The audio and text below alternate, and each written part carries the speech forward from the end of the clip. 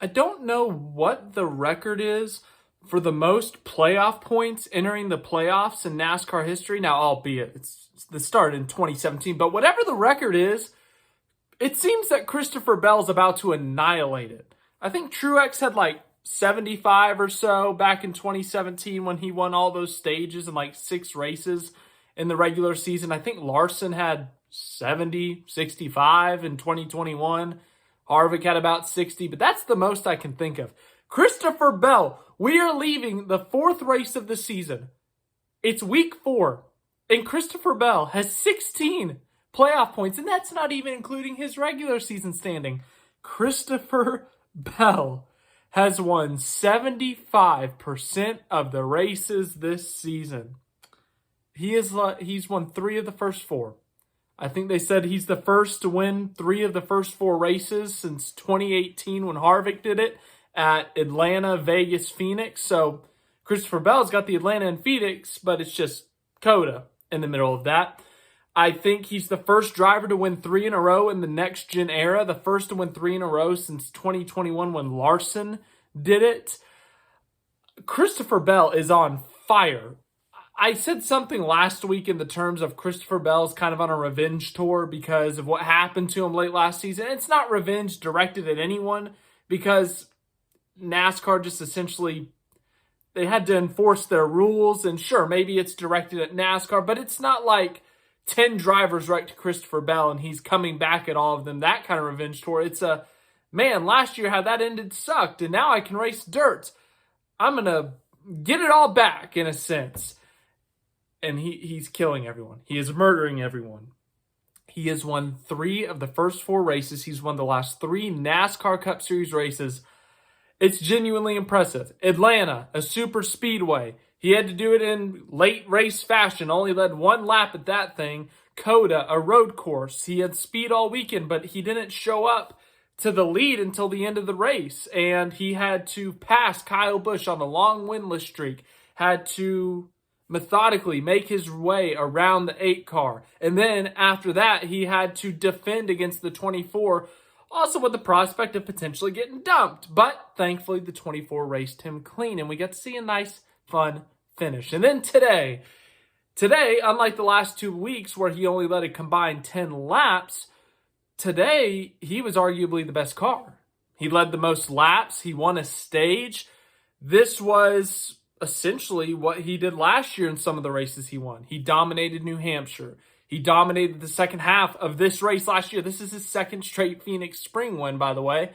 And when he wins a race, usually he kind of dominates, except for, as I referenced earlier this year, or I should say the last 2 weeks when he led 1 lap in Atlanta. He led 9 laps at COTA, but this week, 105 laps led. He dominated, but while he dominated, the finish was thrilling.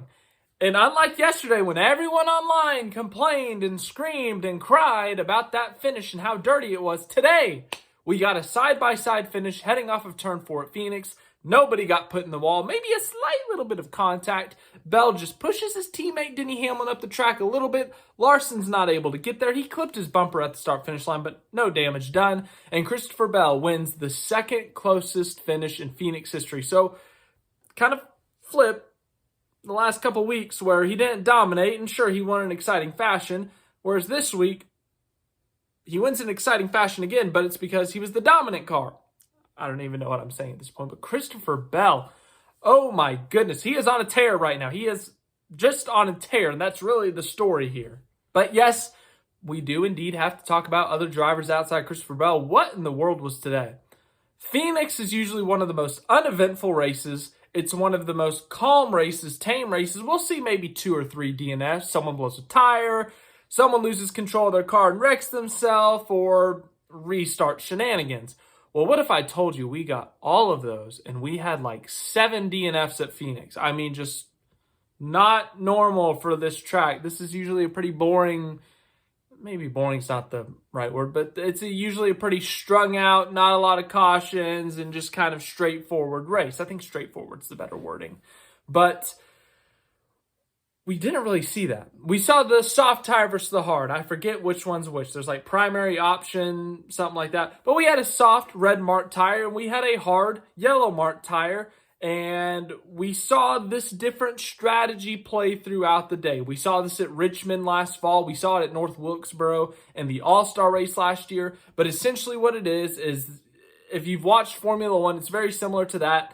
In that the soft tire, it's really fast. It's really quick to get grip. It's the short run tire in a sense. You can run about 40 to 50 laps, really good speed, but then it's kind of a hard fall off. Whereas the hard tires, those can last you double the time, but they don't have the initial takeoff speed. They don't have that 40 laps of just ripping laps off, you know?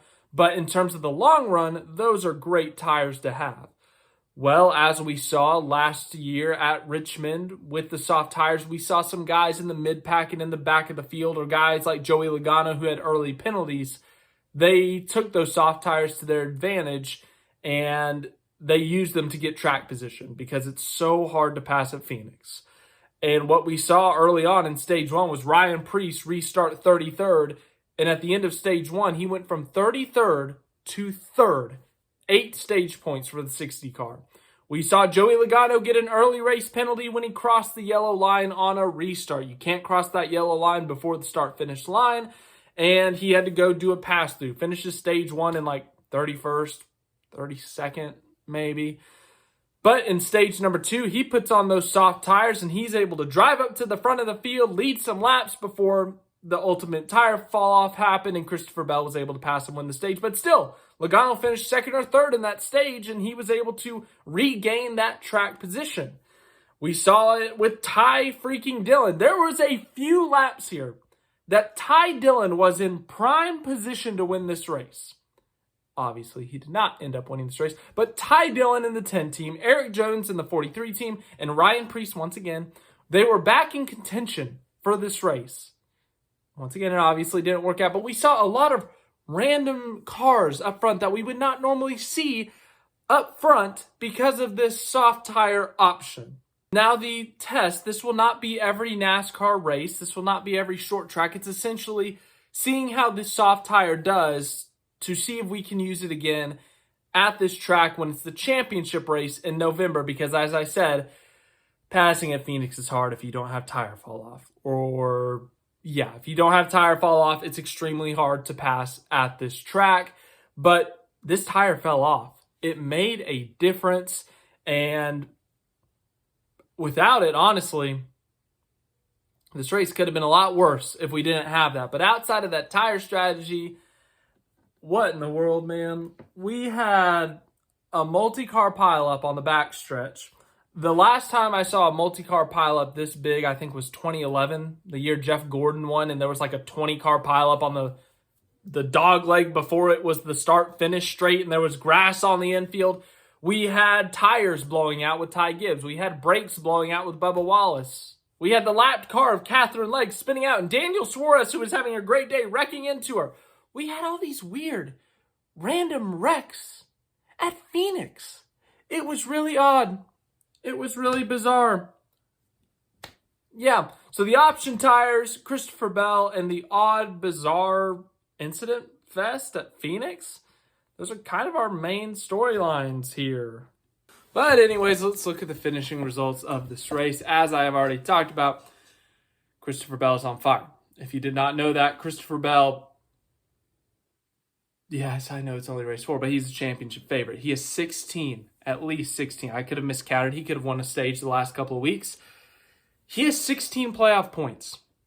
It's week 4. And he could have another 20 by the time we get to the end of April, because here's the upcoming schedule. Las Vegas, a track he has finished second on 3 times. He has 4 or 5 pole positions. He's led a ton of laps there. He could go win that race next week. Miami, a track he won at 2 years ago. Then we go to Martinsville, a track he won at 2.5 years ago. Then we go to Darlington, a track he's won at in Xfinity. Then we go to Bristol, a track that he's been great at and a track that JGR's been great at. Then we go to Talladega. That's a super speedway. That could end the win streak. But he just won at a super speed. Christopher Bell, there's Marcus. Marcus picks Christopher Bell to win every single race. I think he knows something. He's at a 75% success rate right now. He knows something. Christopher Bell's on fire. He's got 16 playoff points. He's got 3 trophies in his trophy case. And it's not even halfway through March. This is an insane run we're seeing Christopher Bell on. He had to beat his teammate Denny Hamlin to do it. Denny Hamlin, a great run at the end. Great to see 2 teammates racing each other clean. Obviously, if they wiped each other out, that would have been an awkward Monday morning meeting at Joe Gibbs Racing. But thankfully, they did not. Great, clean finish to the race. No controversy like yesterday. No internet people talking about how bad it was. Great racing, great finish at the end of this race. Great job by Denny Hamlin. Didn't hear much of him from the majority of the race. He was running in the top 10, but he wasn't making noise up front like William Byron, like Joey Logano, Christopher Bell, or even some of the option tire guys like Ryan Preece. Justin Haley was up there in the top 5 at one point. Ty Dillon was up there in the top 5. But as the race went on, as Denny Hamlin, a veteran, does, he made his way up, put himself in position. He had a great couple of restarts there at the end, had the lead. I think technically he took the white flag, I want to say, but ultimately he falls short. But at the same time, second place, great points day for him. Kyle Larson finishes third, a great day for him, great points day for him. Bad week at COTA last week. He could have had a shot at winning this thing if Hamlin and Bell kind of roughed each other up a little bit more, but ultimately it just wasn't in the cards. Kyle Larson with a third place finish. How about Josh Berry? We know Josh Berry as a short track guy. Phoenix, while in length, technically it might not be a short track, I guess. It races like a short track. And Josh Berry qualified, I want to say, in the top 5. I think he qualified in the top 5. He ran in the top 10 for a good chunk of the day. Is in position late to win this race, to at least get a really competitive finish, and that's exactly what he does. A top 5. What a start to the year for the 21 team. We've talked about the 20 team and how great of a start they've had, obviously, but the 21 led a ton of laps at Atlanta. They won a stage at Atlanta, and yeah, they were involved in a last lap wreck there, but they have another great run today, and this time they have the result to show for it. Great race by Josh Berry. Great start to the season for that 21 team, honestly. Chris Buescher, kind of like Denny Hamlin, just kind of showed up to this race at the end here, had a great run today, finishes in the top 5. Good start for him as well. Finished top 10 at COTA last week, top 5 here today at Phoenix. A really good start for him. William Byron, 6th place, dominated stage 1, led a few laps outside of that.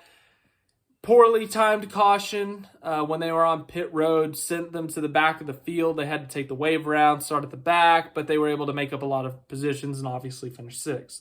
Alex Bowman with the 7th at his home track. Kyle Busch with another top 10, a really good start to the year for them as well.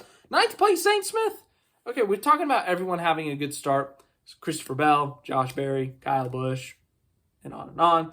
Front Row Motorsports. All 3 of their drivers have scored a top 10 in the last 2 weeks. Both Gregson and Todd Gilliland last week, and here's Zane Smith with the top 10 today. Great start for Front Row Motorsports. Chase Elliott picks up a top 10. Ross Chastain, 11th. Austin Dillon, 12th. Joey Logano, 13th. Should have been a better result. That penalty at the beginning of the day just really screwed up their strategy. They had to use those soft tires earlier than expected. They got the track position back, but then by the time they used that second set of tires, there was another caution. They had to come in and pit, and obviously they didn't have more soft tires, and they restarted third, but everyone else had soft tires. He plummets back to 15th, 16th, and he's able to rally back a little bit, get a few points back, 13th. So it was a really good day for Logano. They showed a lot of speed, which is promising, but ultimately that early penalty just kind of killed their day. 81 laps led, though. I believe he is still our lap leader on the season. Another great result for John Hunter Nemechek. Started off the year with back-to-back top 10s. Here's a 14th for him. Ryan Preece, we talked about him, led 34 laps today. Alternate strategy, just like Logano. Didn't have extra soft tires there at the end of the race and kind of fell back. Ty Dillon, 16th. Ty Dillon was in 4th with a caution with 50 to go. They had one set of soft tires left. Could have had a top 10 finish at worst. Speeding penalty killed their day. So Ty Dillon ends up finishing 16th. Unfortunate for him. They could have had a great day, but still, 16th for Ty Dillon this early in the season. Great day for him and colleague. 17th, Todd Gilliland. Eric Jones, 18th. 19th, Austin Cindric. Tyler Reddick, 20th. Was up in the top 5 for a good chunk of the day before power steering issues ultimately derailed their finish. Ricky Stenhouse Jr., AJ Allmendinger, Daniel Suarez, as I said, was in the top 5, used that option tire strategy, the soft tire strategy to their advantage, was in the top 5, top 10 for the majority of the day before getting involved in a wreck with Catherine Legg. 24th, Cody Ware. 25th, Ty Gibbs. The terrible start to the season continues. The terrible end to last year and start of this year. It's been noted by TV and everyone in the NASCAR media at this point. But Ty Gibbs was finally in the top 10 near the end of this race. And even if not, he was like 11th or 12th. With the way things have gone the last few months, Ty Gibbs just needs a top 15. He needs a good, solid, happy top 15. Last 7 races were 16th or worse last year. First 4 races of this year, same thing. He's like 33rd in points right now. Terrible start. They need something to go their way. Noah Gragson. Michael McDowell had a left rear tire or right rear tire go down twice today. Ryan Blaney had an engine expire. Bubba Wallace's brakes went kaboom. Catherine Legg. Cup Series debut, 10 days notice, and the slowest car in the field. The expectations were not high, but a really rough day, to say the least. Spun out on lap 4, 5, all by herself. Then getting lapped by Josh Berry, just barely touches Berry, goes spinning around. It ends up ruining Daniel Suarez's day. That's obviously not how she wanted the day to go. Cup Series debut, 10 days notice at Phoenix, of all places. I still don't know why they picked Phoenix, but all right. Great to see her in NASCAR. Hope she comes back. But yeah, really, really bad day for them, especially for Live Fast. They don't want to be wrecking anything. SVG, and then here's where we get to the pileup. It's like SVG onwards. They were involved in a giant pileup halfway through this race, sometime in stage 2. We'll obviously go into more depth of SVG tomorrow, but Shane Van Gisbergen 31st, Cole Custer 32nd, Brad Keselowski, Justin Haley, Chase Briscoe. Briscoe went airborne today, as did Carson Hocevar. That was something, I guess. And then Riley Herbst. Oh, it's over! Riley Herbst had finished 17th in every session, or every race, I should say, not every session. 17th in the LCQ, 17th in the Daytona 500, 17th at Atlanta, 17th at Coda. The 17th streak is over. Oh, how will I ever recover? I wanted to see him finish 17th in every race this year. It would have been the coolest thing ever. But anyways, yeah. Phoenix, Christopher Bell. And to think, if he doesn't get that bad push from Cole Custer at Daytona, we could be talking about, will Christopher Bell ever lose? I guess we're still kind of talking about that, but you get my point. Christopher Bell, he's won at a short track. He's won at a road course. He's won at a super speedway. Next week, we go to Vegas, an intermediate racetrack. Our first normal oval of the year. Think about it. 2 super speedways, road course, short track with option tire that's unusual. And now we have a straightforward oval race next week at Vegas. So thank you for watching this video. I hope you enjoyed it. We talk about NASCAR all the time on here. Going to Vegas next week should be exciting. Tomorrow night we'll do our normal post-race Monday after live stream where we'll talk about this race more. Anything I missed here we will cover there. We'll do our Shane Van Gisbergen recap. And anything else we got to talk about, we'll talk a little bit about F1. I got my preview for that coming up this week. But other than that, I think that is all. Thank you for watching this video. I hope you enjoyed, and I will see you guys in the next one.